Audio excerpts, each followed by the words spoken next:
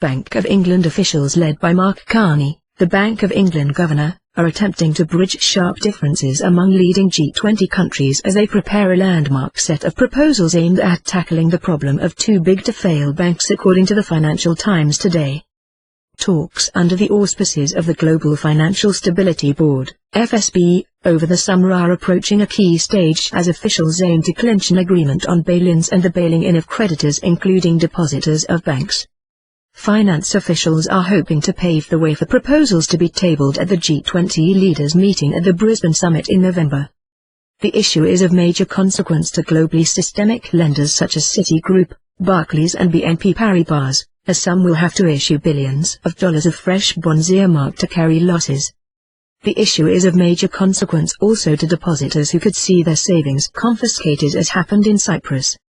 The complexity of the topic and differences between countries' legal regimes and corporate structures are raising questions over how detailed any framework will be.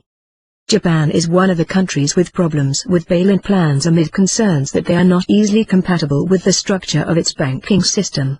Its banks are heavily deposit-funded, and officials are uncomfortable about the idea of bail-ins. Japanese banks are already vulnerable, and bail-ins could hurt consumer sentiment in the already struggling Japanese economy.